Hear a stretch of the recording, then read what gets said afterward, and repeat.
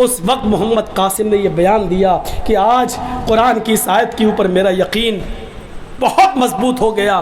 ما تشاؤون الا ان یشاء اللہ، جو تم چاہو ضروری نہیں کہ وہ پورا ہو، پورا وہی ہوتا ہے جو اللہ چاہتا ہے. میں نے پوری کوشش کی اس لڑکی کو بچانے کی، میں نے پوری کوشش کی اس 18 سال کی لڑکی کو بچا کر اس کے ماں باپ کے حوالے کر دیا جائے، پوری کوشش کی. اور زندگی میں میں نے اپنی لائف میں اتنے ہیوی بریک کبھی نہیں لگائے. لیکن اپنی عقل کا استعمال اتنا زیادہ مت کیجئے جو عقل کے دائرے سے باہر ہو. آنکھ کا کام دیکھنا ہے، لیکن یہ آپ کے آنکھ سامنے کی چیزوں کو دیکھ سکتی ہے، یہ آنکھ پیچھے کی چیزوں کو نہیں دیکھ سکتی ہے. اب آپ کہیں کہ اس آنکھ کا کیا کام ہے جو سامنے کی چیز کو دیکھ رہی پیچھے دکھ ہی نہیں رہا؟ بیکار ہے. کان کا کام سننے کا ہے.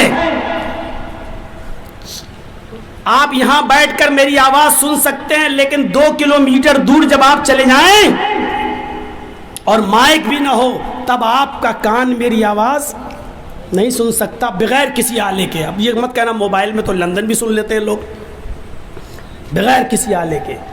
اب آپ یہ کہیں کہ مجھے تو یار 5 کلومیٹر دور کی آواز ہی نہیں سنائی دے رہی ہے، کوئی آدمی چلا رہا ہے مجھے سنائی نہیں دے رہا، یہ کان بیکار ہے. کان سے اتنا ہی کام لو جتنا کان کے بس میں ہے. آنکھ سے اتنا ہی کام لو جتنا آنکھ کا دائرہ ہے. عقل سے اتنا ہی کام لو جتنا عقل کا دائرہ ہے. ہم عقل سے کچھ زیادہ ہی کام لینے لگے ہیں. ایسا کیوں ہو گیا ہے؟ یہ آپ کا کام نہیں ہے. اسلام نے ایک مرد کو 4 عورت رکھنے کی اجازت دے دی، لیکن ایک عورت کو 4 مرد رکھنے کی اجازت نہیں دی. اب آپ سوچو ایسا کیوں؟ یہ آپ کی عقل کا دائرہ نہیں ہے. آپ اس عقل سے اس حد تک مت سوچئے. سوچیں گے تو سمجھ لو کہ آپ اپنی آنکھ سے پیچھے کو چیزوں کو دیکھنے کا کام کر رہے ہیں جو نہیں دیکھ سکتے ہیں. اللہ کے نبی نے فرمایا جب بچہ ماں کے پیٹ سے پیدا ہو، لڑکا ہے اور لڑکی 2 ہی ہوتا ہے، لڑکا یا لڑکی، اگر بچہ پیشاب کر دے تو بچے کے لڑکے کے پیشاب کی جگہ پر پانی کا چھینٹا مارا جائے گا. لیکن لڑکی اگر آپ کے بیڈ پر یا بستر پر یا کپڑے پر پیشاب کر دے تو لڑکی کے پیشاب کو دھویا جائے گا. لڑکے کے پیشاب پر چھینٹے مارے جائیں اور لڑکی کا پیشاب دھویا جائے، ایسا کیوں ہے؟ اب آپ اس کے پیچھے پڑ جائیں گے تو آپ اپنی عقل سے اتنا کام لینا چاہتے ہیں جو آپ کی عقل کے دائرے میں نہیں ہے. اللہ کے نبی نے فرمایا جب موزوں پر مسح کرو تو اس کے اوپر کے حصے پر مسح کرو، جبکہ عقل یہ کہتی ہے کہ گندگی نیچے لگتی ہے. آپ زمین پر چلیں گے تو مٹی یا ناپاکی نیچے لگے گی، تو قاعدے سے مسح نیچے کرنا چاہیے، ایسے ایسے پانی لے کے ایسے، تاکہ نیچے کا حصہ پاک ہو جائے. لیکن اللہ کے رسول نے نیچے نہیں بلکہ اوپر مسح کرنے کا حکم دیا ہے. اوپر عقل کہتی ہے نیچے، لیکن ہمیں اوپر کرنا ہے. ایسا کیوں حکم دیا؟ یہ آپ جو چیز سوچ رہے ہو وہ آپ عقل سے اس کے دائرے سے زیادہ کام لے رہے ہو جو آپ کی عقل کا دائرہ نہیں ہے. اگر دنیا میں 2 ہی ہر آدمی کے عقل پر آدمی چلنے لگے تو معاف کیجئے گا، آپ کی عقل کچھ اور کہے گی اور میری عقل کچھ اور کہے گی. اور اسی عقل کا لوگوں نے ناجائز فائدہ اٹھایا. تو آج دیکھ لیجئے برطانیہ میں اور امریکہ میں انہوں نے کہا اس میں عقلی طور پر کوئی برائی نظر نہیں آتی کہ لڑکے لڑکوں کے ساتھ ریلیشن شپ میں رہیں اور لڑکیاں لڑکیوں کے ساتھ ریلیشن شپ میں رہیں. برطانیہ اور امریکہ میں باقاعدہ لڑکے لڑکوں کے ساتھ شادی کر کے رہ رہے ہیں اور لڑکیاں لڑکیوں کے ساتھ شادی کر کے رہ رہی ہیں باقاعدہ. انہوں نے کہا اس میں عقلی طور پر کیا برائی؟ اگر کوئی لڑکا کسی لڑکے کے ساتھ رہنا چاہتا ہے تو عقلی طور پر کوئی برائی نہیں. اگر کوئی لڑکی کسی لڑکی کے ساتھ رہنا چاہے تو عقلی طور پر اس میں کوئی برائی نظر نہیں آتی ہے.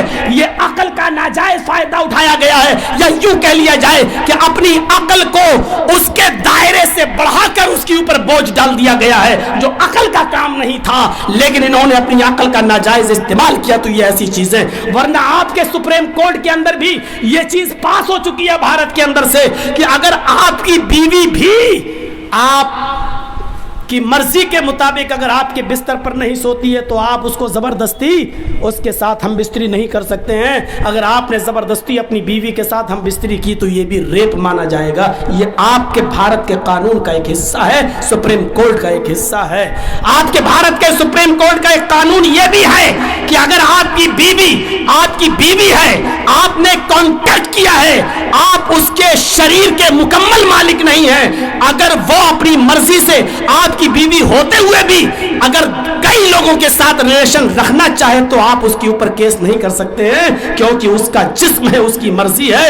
وہ آپ کی بیوی ہے ضرور، آپ اس سے فائدہ اٹھائیں گے، لیکن اگر وہ کسی دوسرے کے ساتھ بھی اگر اپنے سمبند بنانا چاہے تو کوئی جرم نہیں ہے، کیونکہ وہ آزاد ہے. میرے بھائیوں، یہ اسی عقل کا نتیجہ ہے کہ لوگوں نے اس عقل سے اتنا کام لے لیا ہے جو اس عقل کا دائرہ نہیں ہے. آنکھ سے ہم یہاں بیٹھے بیٹھے ہم دیوار کی چیزیں دیکھنا چاہتے ہیں، یہاں بیٹھے بیٹھے ہم کلکتہ کے کیا ہو رہا وہ دیکھنا چاہتے ہیں. یہ آنکھ کے دائرے سے باہر ہے. ہم یہاں بیٹھے بیٹھے پاکل ریلوے اسٹیشن پر کلیوں کی آواز سننا چاہتے ہیں جو ہمارے کان کے دائرے سے باہر ہے. اسی طریقے سے یہ عقل کا ناجائز فائدہ ہے. اور عقل کو اگر آزاد چھوڑ دیا جائے تو معاف کیجئے گا، میں بہت ہی واضح لفظوں میں کہہ دینا چاہتا ہوں، غور سے سنیے گا. اگر عقل کو آزاد چھوڑ دیا جائے تو میں پوچھنا چاہتا ہوں کہ پھر ایک بہن کے ساتھ نکاح کرنے میں اور بیٹی کے ساتھ شادی کرنے میں کیا برائی ہے؟ مجھے بتائیے، عقلی طور پر بتائیے کیا برائی ہے. بلکہ میں تو یہ کہتا ہوں کہ آپ کی بہن بڑی خوبصورت ہے، آپ اپنی بہن کے جذبات کو سمجھتے بھی ہیں، آپ نے ناز و نخلوں میں پالا بھی ہے، آپ دولت مند بھی ہیں. عقل مندی تو یہ کہتی ہے کہ آپ اپنی بہن کے اور اپنی بیٹی کے زیادہ مستحق ہیں کہ آپ اس کے ساتھ نکاح کریں. یہ کون سی عقل مندی ہے کہ اپنے گھر کی دولت کو آپ کسی دوسرے کے حوالے کر دیں اور دوسرے کی سڑی ہوئی دولت کو آپ اپنے گھر میں لے آئیں اور اپنے گھر کی مہارانی بنا لیں؟ یہ کون سی عقل مندی ہے؟ لیکن میرے بھائیوں، اس کو کوئی بھی دنیا کے اندر اس کو صحیح نہیں مانتا ہے، نہ بھارت کا قانون اس کو صحیح مانتا، نہ امریکہ. میں پوچھنا چاہتا ہوں کیوں کہتا کہ نہیں شرم و حیا بھی، یہ آپ کتنی بھی چیزیں کہہ لیں، سماج سوسائٹی کی دعائی دے دیں، معاف کیجئے گا آپ یہ صرف سماج اور سوسائٹی کی دعائی دے سکتے ہیں، لیکن مجھے یہ بتائیے عقلی طور پر اس میں کیا برائی ہے؟ جو کام ہماری بہن کے ساتھ ہمارا بہنوئی کرتا ہے وہ کام کیا ایک بھائی نہیں کر سکتا ہے؟ بچے پیدا وہاں ہوں گے، کیا بچے پیدا اس گھر میں نہیں ہو سکتے؟ بلکہ ہمیں اپنی بہن اور اپنی بیٹی کے مزاج سے ہم زیادہ واقف ہیں. ہم جتنا اچھی طریقے سے اس کے ساتھ رہ لیں گے دوسرا نہیں رہ پائے گا. عقل تو یہ کہتی ہے، لیکن میرے بھائیوں یہ عقل کا دائرہ ہے جو محدود ہے. جب عقل ہماری کام کرنا بند کر دیتی ہے تو وہاں پر ایک تیسرا علم کام کرتا ہے جس کو کہتے ہیں وحی الہی. وحی الہی کی ضرورت وہیں پڑتی ہے جہاں ہماری عقل کا دائرہ ختم ہو جاتا ہے.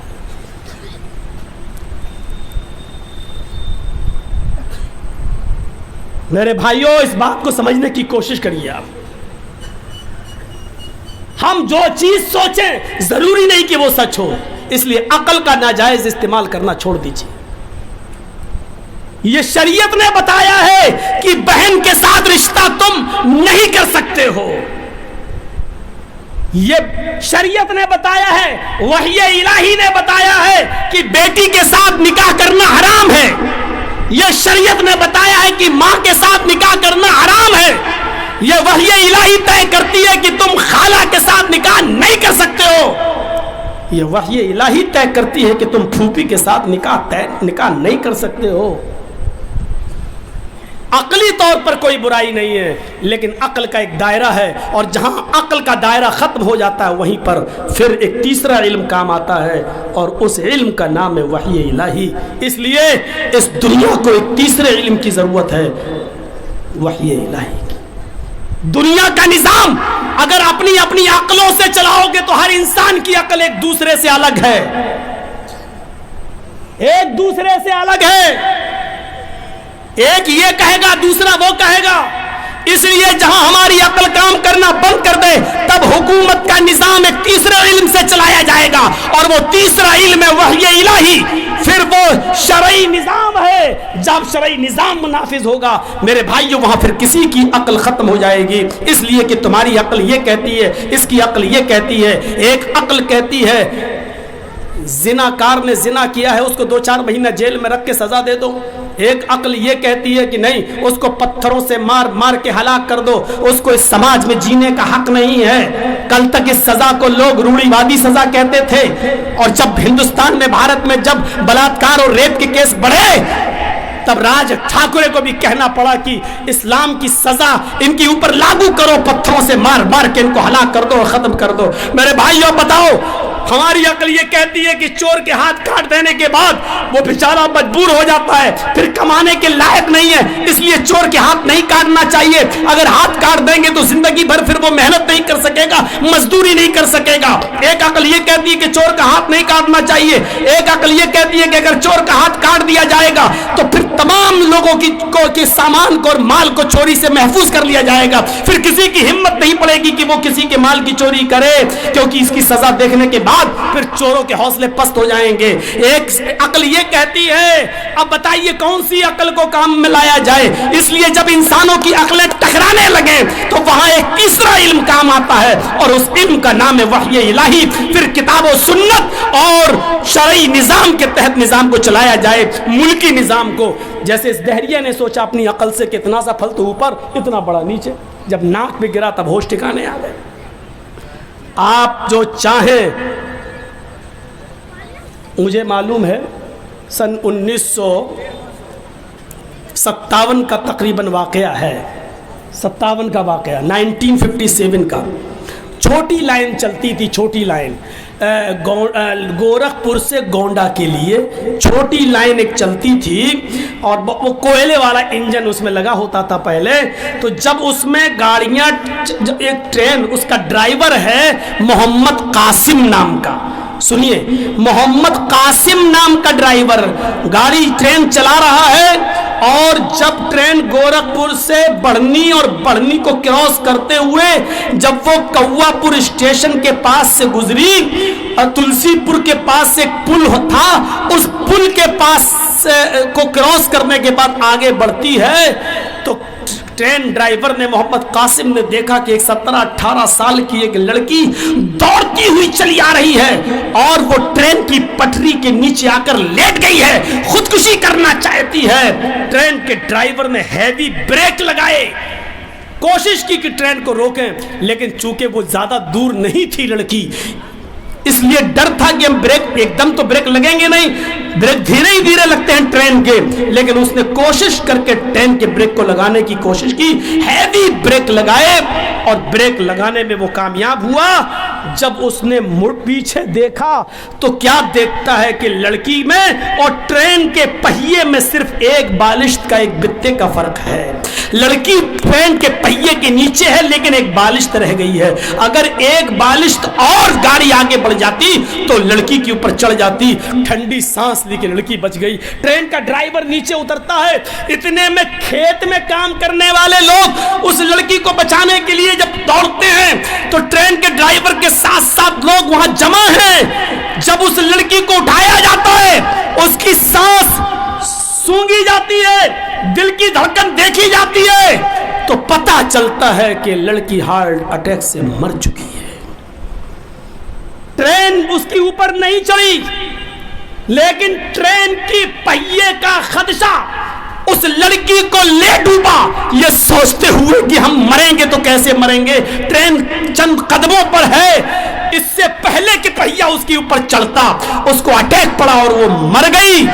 پہیہ چلنے سے پہلے، چڑھنے سے پہلے وہ لڑکی مر گئی۔ اس وقت محمد قاسم نے یہ بیان دیا کہ آج قرآن کی اس آیت کے اوپر میرا یقین बहुत मजबूत हो गया। मा तशाऊन इल्ला अन यशा अल्लाह, जो तुम चाहो ज़रूरी नहीं कि वो पूरा हो, पूरा वही होता है जो अल्लाह चाहता है। मैंने पूरी कोशिश की इस लड़की को बचाने की, मैंने पूरी कोशिश की इस 18 साल की लड़की को बचाकर उसके माँ बाप के हवाले कर दिया जाए, पूरी कोशिश की, और ज़िंदगी में मैंने अपनी लाइफ में इतने हैवी ब्रेक कभी नहीं लगाए, लेकिन इसके बावजूद मैं इस लड़की को नहीं बचा सका। इसलिए ये सोचना कि किसी की जान बचाना या किसी की जान लेना इंसान के हाथ में है, ये तसव्वुर गलत है। ये किसी की इंसान के हाथ में नहीं है। अगर किसी की जान बचाना इंसान के हाथ में होता तो माफ़ कीजिए, मोहम्मद कासिम इस लड़की की जान को बचा लेता और कामयाब हो गया। लेकिन मोहम्मद कासिम ने कहा कि आज यकीन हो गया इस बात, कुरान की आयत पर तो पहले से मानता हूँ, लेकिन आज मुकम्मल यकीन है कि जो हम चाहें वो ज़रूरी नहीं कि पूरा हो, वही होता है जो अल्लाह रब्बुल आलमीन चाहता है। हमारे आपके चाहने से कुछ नहीं होता। तौहीद हमारा रिश्ता मजबूत कर।